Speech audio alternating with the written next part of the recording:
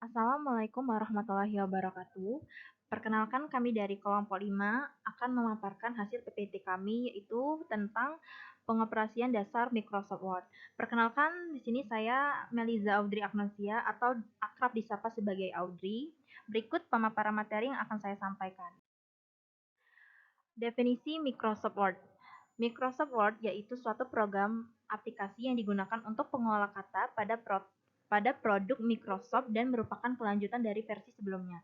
Ada beberapa fitur terbaru yang dimiliki di versi ini, seperti fasilitas digital signature, publikasi, publikasi dokumen ke format bentuk PDF, dan XPS, serta beberapa keunggulan yang lainnya. Kita ketahui bahwa Microsoft Word dapat melakukan hampir seluruh aktivitas atau pekerjaan yang berkaitan dengan pengolahan kata atau word processing, misalnya untuk membuat dokumen, laporan, surat, amplop, serta pekerjaan lainnya. Baiklah, saya Safina Lintang Mahira akan menjelaskan antar muka pada Microsoft Word. Yang pertama, PAK Microsoft Word. Ini merupakan title bar atau disebut baris judul, yaitu yang menampilkan informasi mengenai nama file dan program aplikasi yang sedang kita gunakan. Yang kedua, Quick Access Toolbar, yaitu untuk menampilkan tombol pada menu shortcut yang sering dipakai oleh user. Yang ketiga, ada menu bar dan ribbon atau toolbar untuk menyampaikan suatu menu dan tools yang dipakai untuk memanipulasi dokumen kerja yang digunakan. Yang keempat, ada status bar, berfungsi untuk menyampaikan informasi pada dokumen kerja, misalnya halaman yang digunakan dan banyaknya karakter yang telah diketik pada dokumen kerja. Lalu yang kelima ada ruler, berfungsi untuk menampilkan jarak dari suatu margin yang ada pada dokumen kerja, baik itu horizontal atau vertikal. Yang keenam ada scroll bar, berfungsi sebagai alat bantu untuk menggeser halaman pada dokumen kerja, baik itu secara horizontal atau vertikal. Baiklah, saya Feni Alisabina. Saya akan melanjutkan materi tentang cara mengaktifkan Microsoft Word. Untuk mengaktifkan Microsoft Word, ada beberapa langkah yang harus dilakukan, yaitu melalui menu program. Dengan cara mengklik tombol Start, lalu Alt Program, dan kemudian ke Microsoft Office, dan ini dapat kalian lihat dari samping contoh tersebut.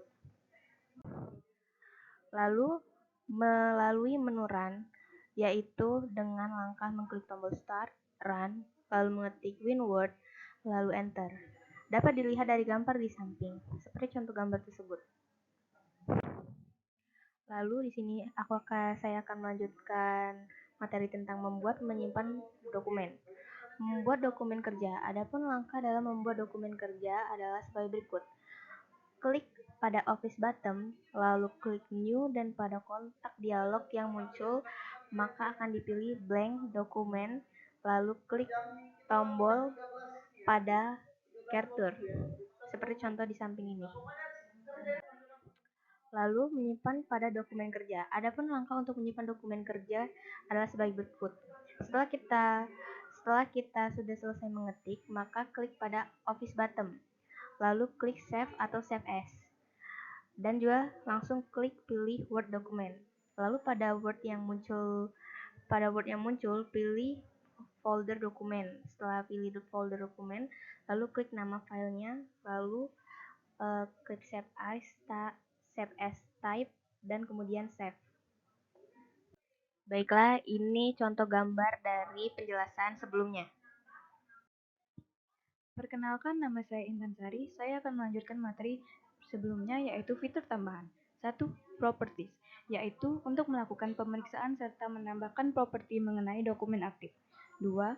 Inspect dokumen, yaitu untuk melakukan pemeriksaan pada bagian dokumen yang akan didistribusikan. 3. Encrypt dokumen, yaitu berfungsi menambah pengaman pada dokumen, yaitu dengan pemberian password. 4. Restrict dokumen, yaitu berfungsi mengatur hak pada pemakaian file yang aktif supaya diberikan pada pengaman saat dibagikan via internet. 5. Add a digital signature, yaitu berfungsi menambahkan tanda tangan digital pada dokumen yang sedang aktif. 6. Run compatibility checker, yaitu berfungsi memeriksa kemungkinan adanya dukungan Microsoft Word yang ada pada versi lama supaya dokumen atau file dapat dibuka di Microsoft Word yang versi lama. Mengelola margin dan page size dokumen kerja. Margin merupakan batas yang terdapat antara tepi kertas dengan dengan isi pada dokumen. Margin memiliki full header serta footer dokumen, di mana untuk mengatur margin, kita memilih ribbon. Adapun langkahnya adalah sebagai berikut. Klik Page Layout, lalu pilih Page Status, lalu pilih Margin. Selanjutnya, pengaturan margin. Terdapat beberapa pengaturan pada margin, yaitu sebagai berikut. 1. Pada bagian top berfungsi menentukan dari batas yang berada di atas yang berada pada suatu tulisan serta tepi kertas yang berada di atas. 2. Pada bagian left berfungsi menentukan dari batas yang berada di kiri yang berada pada suatu tulisan serta tepi kertas yang berada di kiri. 3. Pada bagian right berfungsi menentukan dari batas yang berada di bagian kanan pada suatu tulisan yang terletak di tepi kertas yang berada di sebelah kanan. 4. Pada bagian bottom berfungsi menentukan batas yang berada di bagian bawah pada tulisan dari tepi kertas yang berada pada bagian bawah. 5. Pada bagian gutter berfungsi untuk menentukan referensi batas antara jarak tertentu dari tepi pada kertas yang sebenarnya, dan gutter berfungsi untuk menghindari terjadinya penjilitan pada dokumen. 6. Pada bagian gutter position berfungsi untuk menentukan pada sisi kertas yang akan digunakan dalam penjilitan suatu dokumen. 7. Pada bagian orientation berfungsi untuk mengatur posisi pada dokumen kerja baik secara vertikal maupun horizontal. Baiklah, saya Indah Deloka akan menjelaskan pengaturan margin lanjutan. Pada bagian apply to berfungsi untuk menentukan apakah setup pada halaman ditujukan untuk seluruh halaman pada dokumen atau hanya sebagian saja, yaitu dari posisi pada kursor sampai akhir dokumen. Jika untuk seluruh halaman, maka pilih Word dokumen. Tetapi kalau hanya menginginkan dari posisi kursor sampai akhir dokumen, maka pilih pada this point forward. Page size merupakan ukuran dokumen kerja yang biasanya sangat terkait dengan ukuran pada kertas, di mana untuk mengaktifkan pada page size adalah pilih page load, lalu pilih page setup, lalu pilih paper. Adapun contoh dapat dilihat pada gambar di samping ini. Fungsi pada ribbon font. Namanya font name. Fungsinya berfungsi melakukan perubahan pada jenis huruf. Font size berfungsi melakukan perubahan pada ukuran huruf.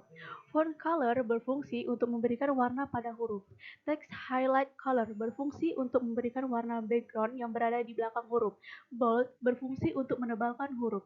Italic berfungsi untuk memiringkan huruf. Underline berfungsi untuk memberi garis bawah yang berada pada huruf. Ini adalah contoh gambarnya. Selanjutnya, perintah pada ribbon. 1. Bullets berfungsi dalam memberikan tanda bullets di setiap paragraf yang dipilih. Numbering berfungsi untuk memberikan nomor pada dokumen yang dipilih. Distinct indents berfungsi menggeser baris kedua paragraf ke arah kiri. Insert indent berfungsi menggeser baris kedua paragraf ke arah kanan. Left to right berfungsi menjadikan arah teks berjalan dari kiri ke arah kanan. Right to left berfungsi menjadikan arah teks berjalan dari kanan ke kiri. Sort berfungsi melakukan sortir pada data. Show paragraph marks berfungsi menampilkan atau menyembunyikan tanda pada koreksi paragraf. Align text left berfungsi mengatur pada teks rata kiri. Center berfungsi mengatur teks rata tengah. Highlight text right berfungsi mengatur pada teks rata kanan. Justify berfungsi mengatur teks rata kanan dan kiri. Line spacing berfungsi mengatur jarak pada baris teks. Shading berfungsi mengatur warna latar pada teks yang dipilih. Border berfungsi memberikan garis tepi pada teks yang dipilih. Baiklah, itulah tadi sekian pemaparan materi dari kami. Apabila ada kesalahan, kami mohon maaf. Wabillahi taufiq wal hidayah. Wassalamualaikum warahmatullahi wabarakatuh.